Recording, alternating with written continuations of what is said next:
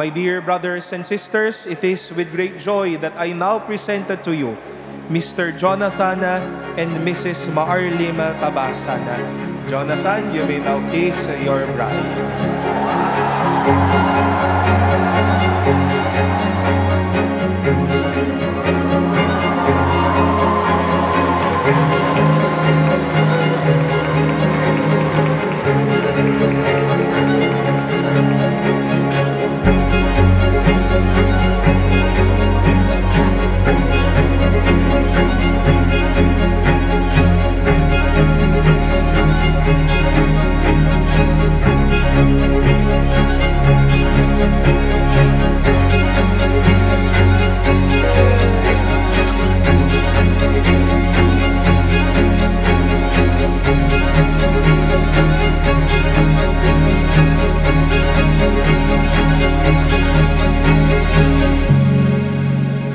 As I've said a while ago, we pray, Jonathan and Maarlim, that it will be Jesus Himself who will reign in your hearts, in your family, to each and every one of us as we continue our life.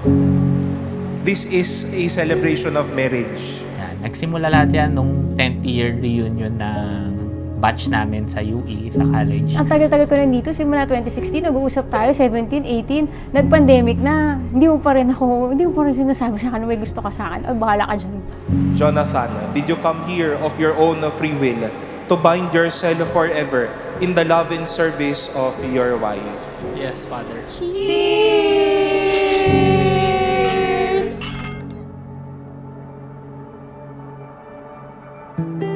Punasan mo daw. O yan, o. Hindi na yan skeleton. Tunay na yan. Sorry, tunay na yan. O yan na. Hindi yan.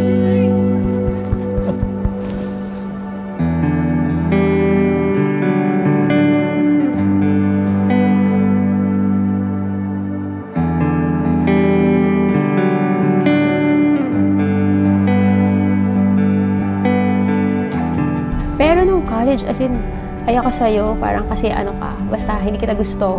Maarlim, did you come here of your own free will to bind yourself forever in the love and service of your husband? Yes, Father.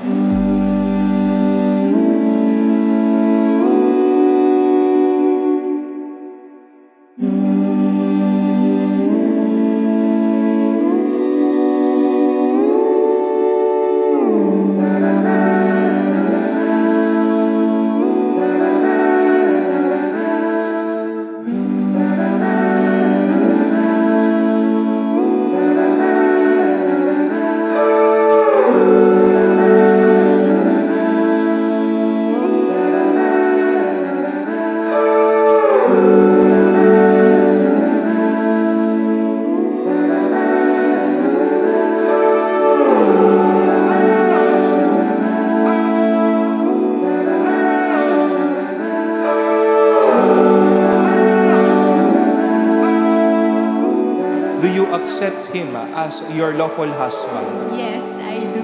Do you accept her as your lawful wife? Yes, I do.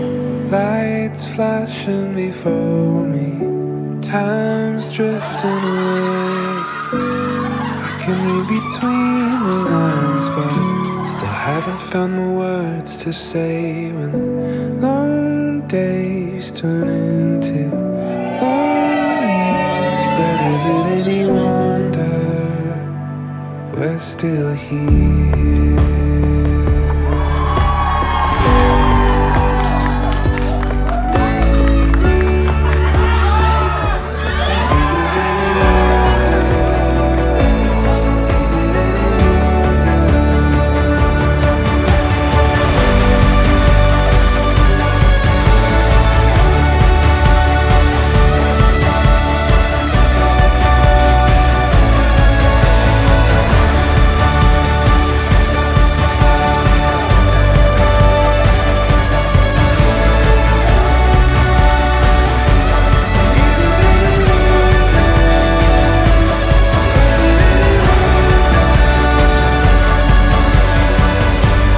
So much happy ako na we're finally getting married, our dream. kwento na yun. Talaga miracle nga to find someone na kahit sobrang opposites kayo, you make it work.